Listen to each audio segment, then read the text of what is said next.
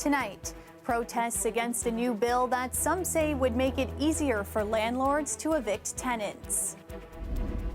Kill the eviction bill! Kill the eviction bill! It started at Queen's Park and ended at the mayor's front door. Plus, we're the only province in the entire country that does this. And it really is, it's not fair to certain groups of students. Change is coming to Ontario high schools, phasing out what some call the discriminatory practice of streaming. And the Blue Jays are back on home soil and ready to begin training for the 2020 season, scheduled to begin in less than 3 weeks. Good evening, I'm Talia Ricci. A protest against changes to the rental rules in the province ended outside Mayor John Torys' home tonight. John Torys has a luxurious terrace right up there! He can hear us! There was a large police presence and reports that some people in the crowd were aggressive, but police say there haven't been any arrests and the crowd was dispersed pretty quickly. Protesters say they went to Torys' condo to serve him with an eviction notice for not protecting tenants' rights.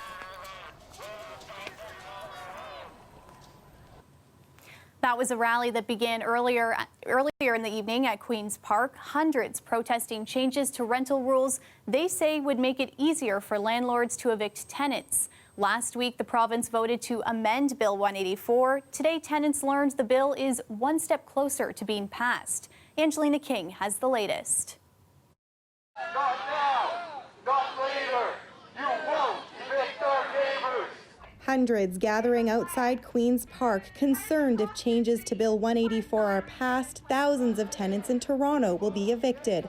Tenants like Carly Tisdale, who haven't been able to pay rent during the pandemic. I am afraid that they will evict me, and I'm afraid that I will not be able to legally oppose it, that if I don't have the money, I won't be able to fight it at all. Organizers say the new bill would not only make it easier for landlords to evict tenants, but also collect unpaid rent from current and past tenants. They say landlords would be able to evict tenants who are late on rent and can't afford to fulfill their repayment agreements. They also say the bill would allow landlords to create their own repayment plans, all without a hearing. People will be losing their homes. Where will they end up? Will they be able to afford rent elsewhere? They'll probably be moving away from their communities if they can't afford rent. If not, they'll end up on the street. The changes would be retroactive to March, when the province first declared a state of emergency due to COVID-19. That means everyone is open to this. Once that tribunal opens, once those hearings go through, we are potentially looking at hundreds, if not thousands of families that will be faced with speedy, brutal evictions, potentially in the midst of a recession or a second wave of COVID-19. The province's Ministry of Municipal Affairs and Housing says the changes would better protect renters and make it easier to resolve disputes with their landlords. In a statement, it says that'd be possible for a number of reasons, including by requiring tenant compensation of 1 month's rent for no-fault evictions, and by allowing the Landlord and Tenant Board to order up to 12 months' rent and tenant compensation for eviction notices issued in bad faith. The bill still has to go through its final vote, which will decide whether it's passed and becomes law. There's no date set for that right now, but the tenants and advocates here say they hope their message is heard well before then. Angelina King, CBC News, Toronto. And a rally was held in Dovercourt Park tonight to demand the city defund, disarm, and ultimately dismantle the Toronto Police. This city spends more money on the police than our transit, public libraries, children's services, and public health combined. More than all of that, even in the time of a COVID-19 pandemic. Organizers of tonight's rally echoed the demands of groups like Black Lives Matter, calling for a minimum 50% cut to the Toronto Police budget in favor of funding community-led programs to address addiction, mental health, and homelessness. Last week, City Council voted against cutting the budget, voting instead for police reform. Toronto police say the hate crime unit is involved in an investigation into an alleged assault in an East York park. A couple say they were attacked with racial slurs. Today, their supporters held a rally in front of the local police division calling for more action. Lorenta Redekop explains. Black lives matter! Black lives matter! Supporters called on the police to do more. Mark Austin and his partner, Candace Zinkweg, say they were attacked a week and a half ago and that neighbors from their building are responsible. They're frustrated by the response time. I was on the 911 call telling them that somebody is threatening my life. My partner's been kicked in the head, knocked out. She cannot stand. What took 28 minutes? Zinkweg says she was kicked in the head and is still recovering from a concussion. It was scary. I don't remember much of what happened after the fact, but it was scary when the initial thing all started and it happened. The couple say it all started when they were walking their dog in this park one morning. They say their neighbor's unleashed dog bit their dog. They say they were physically attacked, racial slurs yelled, and also death threats. Austin says once police arrived on scene, he went to take his dog home. But officers did nothing to keep him separated from his neighbors. And that's when he says things escalated even further. How does it happen? I've told you that I've been threatened with a gun, and I end up in a basement lobby with the assailants being threatened physically and by gun. Police provided a statement confirming they're investigating and that the hate crimes unit is involved. What happened to Mark and Candace is just wrong, wrong, wrong. Austin's union leader from the steelworkers wrote to the mayor, the police services board, and the local councillor. To supporters, it's an example of systemic racism. And if those same black lives cannot get justice in their time of need, then the knee that the police chief placed on the ground remains on the necks of every one of those black lives today. Austin had this message for the people he said did this. I forgive you, but that doesn't mean that you shouldn't be punished for your act. Police are appealing to anyone who saw the dispute at Dentonia Park around 10:30 a.m. on June 25th, asking them to get in touch. Lorenta Redekop, CBC News, Toronto. The provincial government is making a number of changes to the public education system. It says it will end the practice of academic streaming in grade 9, shown to disproportionately affect Black and low-income students. As Lisa Shing reports, it's getting the approval of both critics and advocates. After a few years in Ghana, Stephen Mensah moved back to Canada to finish high school. They rather suggested that I take applied classes. It might be easier. They felt that my achievement from Ghana wasn't enough. 2 years later, he's relieved his family advocated otherwise. He's now at Ryerson University, the education lead for Toronto's youth cabinet, and hoping to become a lawyer. CBC Black students are not the predominant race in our post-secondary institutions, especially university. So by streaming them at such a young age, we kind of maintain the whole, maintain the current status quo, current narrative, and current picture that Black students were not able to achieve greatness or achieve high academic outcomes. So today's news from the province is welcomed by students and advocates like Mensah, who have spent years lobbying the province to stop streaming students into applied or academic courses. The change will take effect in the 2021-22 school year. We're the only province in the entire country that does this. And it really is, it's not fair to certain groups of students. A few years ago, a York University study found a large number of Black students were streamed into applied instead of academic courses and were suspended at a much higher rate in Toronto. Now, the issue was brought back into the spotlight recently after the province sent investigators to the Peel School Board, which found the same thing. The executive director of education nonprofit Success Beyond Limits says ending streaming should only be the start of the province tackling inequality in the education system. De-streaming, I think, is a step forward in the right direction, but really we need to continue to push and ensure that the resources and the supports are there for every student to achieve. The Ontario government is also putting an end to young children getting suspended from junior kindergarten to grade 3 and penalizing educators who make racist comments. Lisa Shing, CBC News, Toronto. Toronto's new transit stations could soon be closer to your next home than you may think. The Ford government announced plans today to build housing at stations along new transit projects like the Ontario line. Along with that, they're hoping to speed up construction of those lines and highway development. Queen's Park reporter Mike Crawley explains. Putting new transit on the fast track and accelerating the building of new highways. That's what's driving new legislation from the Ford government. People are tired of waiting. One move would exempt priority transportation projects from what are called hearings of necessity. The government says these hearings are red tape, slowing construction by months. But we're going to do it much quicker than the typical way government does business. The changes will reduce the time it takes the province to obtain land for transit or highway construction. We will always treat people fairly and appropriately compensate owners, tenants, and others who are impacted by these projects. The plan also opens the door to building housing at new transit stations developed by the private sector.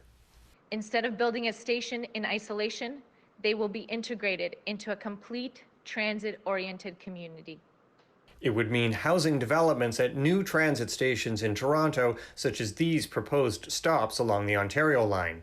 If you can link together the expediting of the building of housing with transit and ensuring that that housing is affordable, that really is the golden goose in terms of what our city and our region needs. There's no commitment yet from the government on how much affordable housing gets built on the transit lines. The possibility that this might mean just more backdoor, backroom deals that Ford is going to cook up with his developer friends with lack of transparency. The legislation to make the changes happen is to be introduced in the coming days. Mike Crawley, CBC News, Toronto. For the first time since March, the province reported no new COVID-19 linked deaths today. Case counts remain relatively low, with 154 new cases reported today, mostly from the Toronto and Peel regions. Ontario has now seen about 36,000 cases of COVID-19. About 87% of those are resolved. The province processed about 17,000 test samples yesterday. Just over 2,700 people in the province have died since the outbreak began. Public health officials are investigating a COVID-19 outbreak at a mushroom farm in Vaughan after 30 workers tested positive for the virus. The cases are at Ravine Mushroom Farm, according to a notice posted on York Region's website. Officials say the risk of the virus being transmitted to the members of the public is low. 24 of the 30 workers with the virus are said to be residents of York Region. None of the infections have resulted in deaths. A reminder, starting tomorrow, masks or face coverings will be mandatory for indoor public spaces in Toronto. It's not a huge change, as a lot of people seem to be wearing masks anyways, but it will be a big deal for one Toronto woman. She's facing backlash online after posting a video refusing to wear a mask at St. Joe's Hospital. I'm at St. Joseph's Hospital. They're telling me that if I don't wear a mask, they're not going to assist me. They want me to leave. Whose policy is that? The woman posted the video on Twitter saying she went to the hospital to be treated for a suspected broken finger. When asked to wear a mask, she refused. She says security guards then escorted her out of the hospital. The video now has more than 5 million views. City Councillor Michael Ford, who had COVID-19 himself, reposted the video saying, translation, I don't care about you or anyone else, but you better care about me. City spokesperson Brad Ross said, put the camera away and don a mask inside public places, especially hospitals. Doing so protects others, you know, your fellow humans. Tomorrow, the last area of the province will finally enter stage 2 of reopening. We're moving Leamington and Kingsville into stage 2. As of 12:01 tomorrow morning, these communities can join the rest of the province in reopening. Outbreaks in the community have been contained, the community transmission is low, and we have the resources for testing and contact tracing. Leamington and Kingsville were the last two regions in the province to remain in stage 1 due to high rates of COVID-19, primarily among migrant farm workers in the area. Premier Ford thanked residents for their patience and had one more personal ask of them. Just one question. I'm coming down to pay you folks a visit. I'm in desperate need of a haircut, so I'm going to be down there. Let's pick a barber somewhere in Leamington or Kingsville, and I just can't wait to go down and thank the people personally. The Toronto Blue Jays are back in town and ready to play ball. We'll tell you about the special rules they have to follow and the details that still need to be ironed out. That's coming up after the break. Plus, would you believe we're actually going to be heating up further before we're going to be cooling down? I'm meteorologist Colette Kennedy. I'll tell you about that warm up, but also when that cool down will be coming. That's all coming up after the break.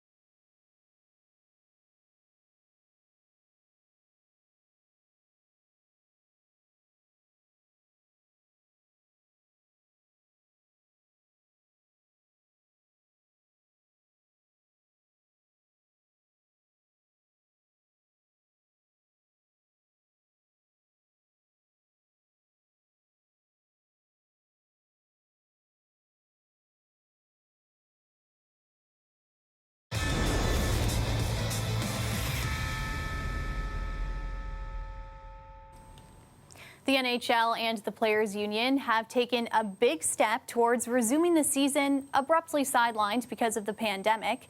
The two sides have reached a tentative agreement on a return-to-play plan. It would see training camps start next Monday, July 13th. Clubs will travel to hub cities on July 26th, and the qualifying round will begin on August 1st. The league hopes to have a 24-team format when play resumes, with the Stanley Cup getting handed out sometime in the fall. And the Blue Jays have announced their 2020 schedule. The team will play just 60 games, the first against the Tampa Bay Rays on July 24th. The team started their training camp back on home turf today. Greg Ross has the latest. After sitting in limbo for the past several months in Dunedin, Florida, last night Blue Jays players and staff arrived back in Toronto. Yeah, I love that they're back. I'm a big Jays fan. I can't wait for them to win. Go Jays, go. Pitcher Nate Pearson posted this video to his Instagram from the field today, where it's believed the team had their first workout. But it wasn't a full roster. Some players were left behind in Florida. They didn't get those necessary clearances. The Blue Jays have had positive tests, and for people who do test positive, they of course can't cross the border. Nicholson Smith is a Blue Jays reporter for Rogers Sportsnet. He says the team is not saying which players have tested positive for COVID-19, but those who did travel back to Toronto were required to have 2 consecutive tests that came back negative. For the foreseeable future, Blue Jay players will call the hotel here at the Rogers Center home. It has direct access to the field, and aside from their rooms, the field is just about the only other place they're allowed to be. They cannot go outside for a steak dinner. They can't go outside for a patio beer or water or anything. They have to be inside, and that's the plan for the next few weeks. Players will quarantine in the stadium, where they'll prepare for a shortened 60-game season slated to start later this month. It's going to be a really quick ramp up if this goes according to plan. I mean, we are less than 3 weeks away right now from the opening day target of July 23rd. But Nicholson Smith says the Jays still have one big hurdle to overcome. They need clearance from the federal government to not only travel back and forth from the U.S. to play games, but also to host teams from the U.S. here in Toronto. If they can't get it, the Jays could very well be headed back to Florida. They don't know where they're going to play. They do not know, come opening day, is it going to be in Toronto, or are they going to have to scramble and figure something else out? If the Jays are able to get clearance, the plan is to play all home games at the Rogers Center in front of empty seats, and fans say they'll take what they can get. There's an energy that is created, and I think right now the city needs that energy, whether or not they're in the stadium or on their couch. I think anything to keep people in a positive mindset during this period is important. We need sports. It'll help with our sanity by giving us something to cheer for. Greg Ross, CBC News, Toronto.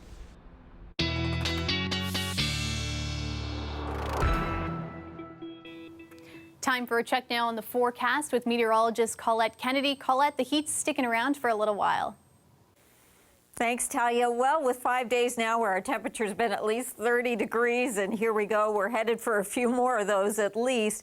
Yes, we still have this heat warning, and it's going to be sticking around for a while. So that is in place. We are officially in a heat wave. Now, some isolated pop-up showers or thunderstorms into the afternoon hours. We have that potential, but real widespread or more significant showers, that's going to be later in the week, and that's where we do get into some changes. And it's really not till we get closer to the weekend. So dry and hot for the next several days here. Here's your heat warning then, where we're talking about temperatures of 30 to 35 degrees, humidex values 35 to 40 plus. Yes, getting into the low 40s with those humidex values, and even our overnight lows, those are on the warm side when you're talking about low 20s. So these are our daytime highs from today, 34 for Windsor, and lots of 30s to go around. Kitchener, you at 34 as well. So clear skies through the overnight hours, sunshine and quiet conditions for the morning hours. Closer to the lakeshore, you do get a little bit of relief with some cooler temperatures,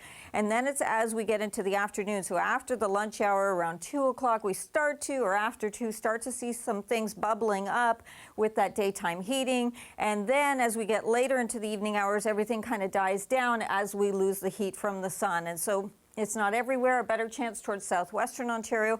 Around the GTA, a few areas could pick up some very brief but heavy downpours, and then things just kind of wind down. So the next couple of afternoons, we have that kind of activity.